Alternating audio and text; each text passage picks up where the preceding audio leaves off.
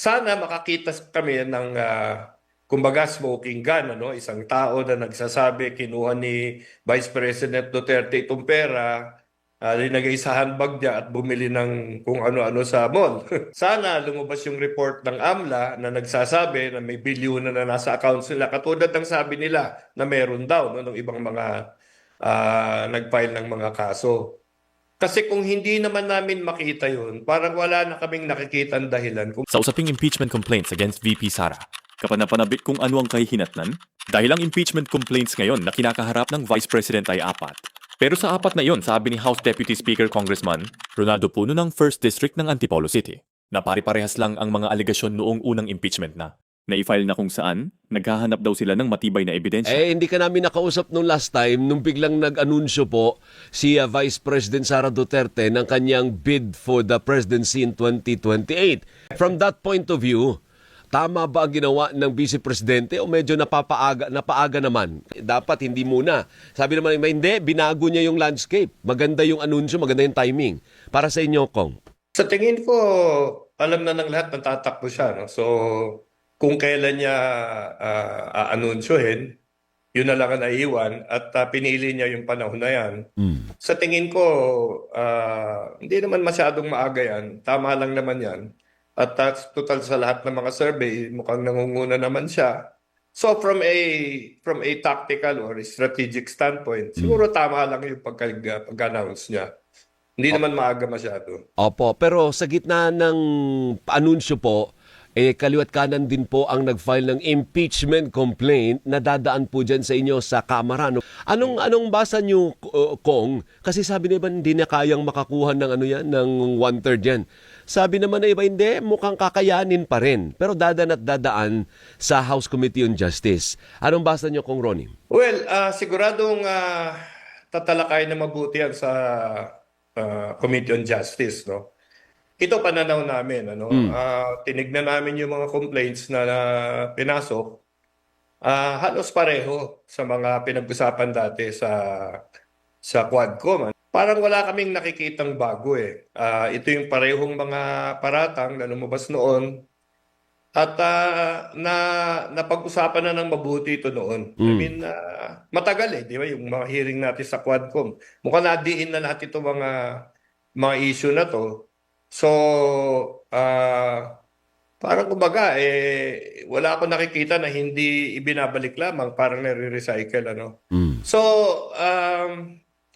sa amin, sa NUP, naghahanap kami ng matibay na ebidensya eh. Talagang maliwanag na dahilan kung bakit namin iakyat ito sa Senate para sa impeachment trial. Sana makakita kami ng kumbaga smoking gun, ano? Isang tao na nagsasabi kinuha ni Vice President Duterte itong pera, linagay sa handbag niya at bumili ng kung ano-ano sa mall. Or sana lumabas yung report ng AMLA na nagsasabi na may bilyon na nasa accounts nila, katulad ng sabi nila na meron daw, no, ng ibang mga nag-file ng mga kaso. Kasi kung hindi naman namin makita yun, parang wala na kaming nakikitang dahilan kung bakit pag-usapan pa ito eh. Ang dami nating problema, alam niyo yung ekonomiya natin bumababa, hindi pa rin nasusolusyonan lahat ng mga public works na issues, hindi pa napapalabas yung report ni Senator Panfilo Lacson sa Blue Ribbon na mukhang hinaharang ng ibang tao. So para sa amin, alam mo, kung wala naman talagang matinding ebidensya dito, tutukan na lang natin yung mga malalaking problemang nandiyan pa sa atin. Ibig nyo sabihin, pwedeng i-let go na natin ito, focus tayo sa mas importanteng problema. Sa tingin namin, gano'n, oo. Ilan ba ang miyembro nyo sa NUP, Congressman? Mga mahigit 40. Marami-rami rin. Ano po? Oo, konti lang naman kami, pero ang sa tingin ko, pagka hindi kami nakakita ng matinding dahilan kung bakit dapat ituloy ito, unang-una, hindi kami magtatayo ng party stand dito, no? So malamang papabayaan namin yung mga miyembro namin magdesisyon ng sarili nila. Kasi sa totoo lang, ngayon, mga sa usap-usapan namin, marami talaga ang nag-iisip na hindi na dapat itulak ito eh. Pero tignan natin, depende rin sa ebidensya. Kung may mailabas sila sa committee hearings na talaga makukumbinsi yung tao at saka tayo na talagang may madiin na rason kung bakit dapat iakyat ito sa Senado, tsaka na lang natin gagawin yun. At isa pa, pagdating sa Senado yun, parang, alam mo, parang wala naman na boto doon eh. Ngayon pa lang, hindi pa nag-uumpisa. Ang naririnig na namin is talagang walang pupuntahan yan sa Senado kung mag-impeachment trial. So Opo. parang kumbaga, bakit pa natin ginagawa lahat ito, no? So parang as So, we speak, yeah. baka siguro tignan natin yung mga unang hearing kung Yeah. anong mga lalabas dyan. So as we speak, Doon tayo kung magdesisyon ng Pinan.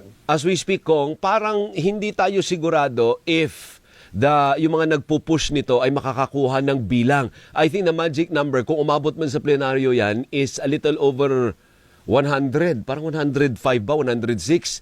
So hindi... Kailangan 130 eh. 100 ano? 30. 30, 130. 130 ang Ganun. kailangan natin. Mga ganun, no? So hindi kayo kampante na makukuha yung 130 at this point. Well, depende sa ibang partido, no? Sila siguro kung talagang buo loob nila na ituloy ito, baka makuha nila siguro. Pero kami, ang partido namin talaga, pinag-iisipan namin na mabuti ito dahil alam mo, marami rin kami tinitignan na ibang mga problema na dapat tutukan pa eh. Kung ito lang, magsasayang tayo ng maraming oras dito, mga hearing, tapos aakyat sa Senado. Pag umakyat sa Senado to, walang gagawin iba yung Senado, kundi ito sa maraming panahon.